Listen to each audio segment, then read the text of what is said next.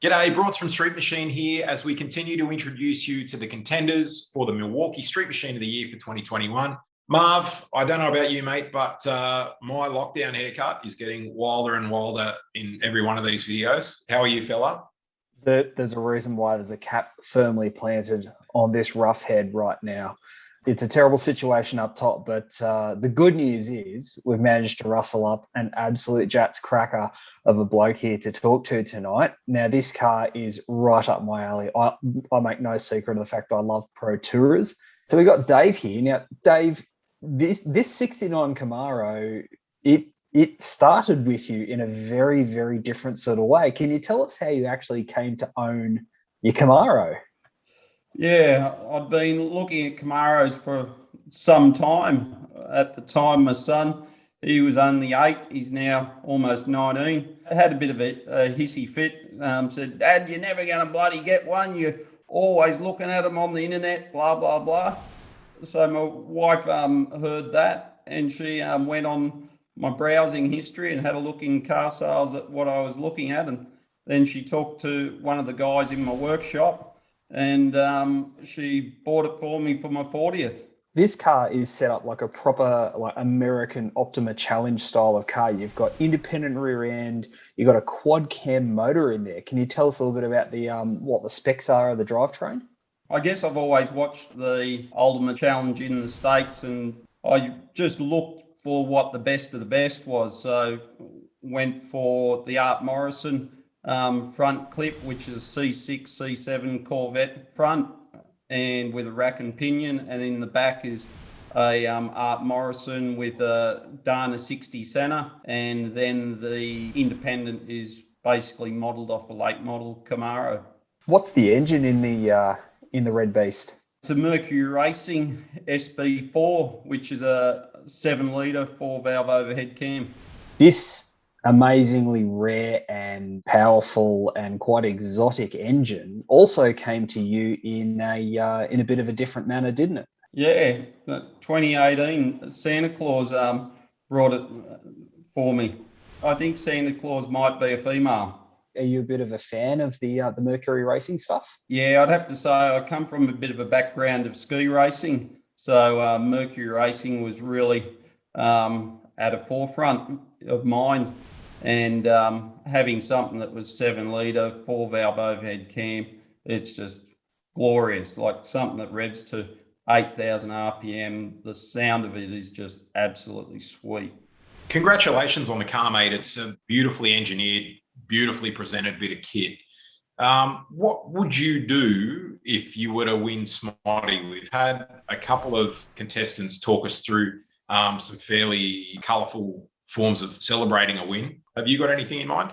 For me, the important part of this Smotty is that it's a street-driven car, and I think driving it is the most important. So myself, I'd like to drive it out to the Red Centre Nats, and the money that I win from it, I'd like to donate that to the Royal Flying Doctor Service, as when I was a young fella at 21, I broke my back, and I think if it wasn't for them, I wouldn't have the ability to be able to drive a car like this. An amazing, beautiful gesture there. Very charitable of you, and thanks for having a chat with us tonight. Okay, thank you. Now, Marv, I believe you've got another Smotty contender on the line for us to chat with, mate. I do. I know you're a bit of a sucker for a first-generation Monaro, mate, and we've got an absolute belter coming up because we've got Dave on the line. Now, Dave, we've got another Monaro in Smotty. This one that you've got is 100% different. This is old school muscle car Monaro. Can you tell us a little bit about it, mate? Yeah, mate. So I guess I had a really nice car years and years ago, back in 2000, I think it was. It was a HJ Holden. And I went to Summonats, and all I could remember was laying under these HTs and HKs and HGs, just loving the curves of the quarter. And I just said, one day I'm going to have one of those cars. And then that time came, and I just said, I'm buying this two-door, and I'm building what I believe Holden should have built out of the factory. So almost like one of those model cars you see. And but I just had a plan in my mind of the stance, the look, That did change a little bit through the build, but generally, I had the picture in my mind and I just followed it. And 10 years later, that's what come out of the shed. It looks fairly standard from a distance, but under the bonnet, you got like a tough small block. It's a classic streeter, right? Was that what you were kind of going for?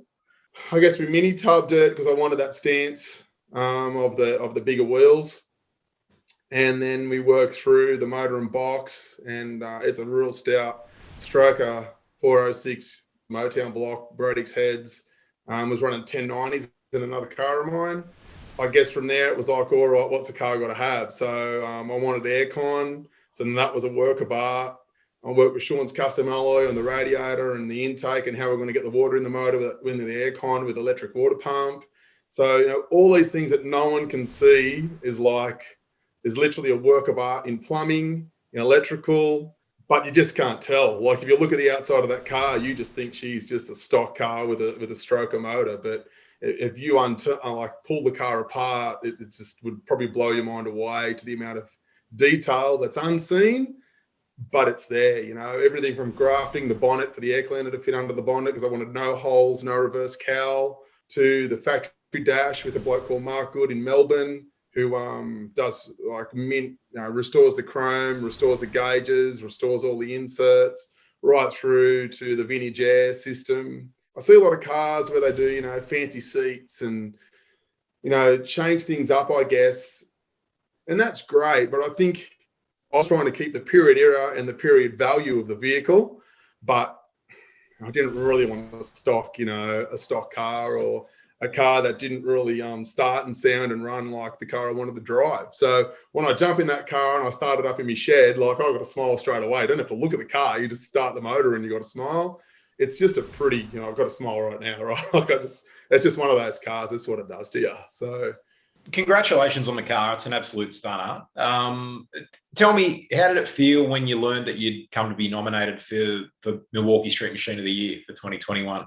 It was probably a little bit surreal, just like at Summonats when I went for Grand Champion. It was all a bit surreal. I didn't think I'd sort of put myself in that position. But I think the car's period to the era, it's 50 years old, literally this year. And I mean, I'd be really, really, just proud of myself and proud of the car for A, to take it out, B, to be nominated, fantastic. But if we can take it out, like I think it'd be, a real good moment for Holden and a real good moment for that car in the year and what that car is and what it represents to Australia and just street machining in general. Because to me, that is the ultimate, there's an XY GT, maybe he's up there as well, but that's like one of the ultimate muscle cars in its appearance and stance. And to me, it's the top of the tree in the Australian muscle car scene. So, mate, congrats again on your nomination for Milwaukee Street Machine of the Year. And thanks so much for taking the time to talk to us tonight about your kick-ass Monaro you built. Thank you. Okay, guys, we've shown you a couple of pretty kick-ass GM muscle cars tonight. So if that's your thing, by all means, jump onto the website, smoddy.com.au, and lodge your vote. If not, if you're a Ford guy or you're a Mopar guy or you're into drag racing or drifting or just about anything else, we have a car in the running to suit your taste. Head to the website, check it out, lodge a vote. You could win $5,000 for your trouble, so you're mad not to. Cheers.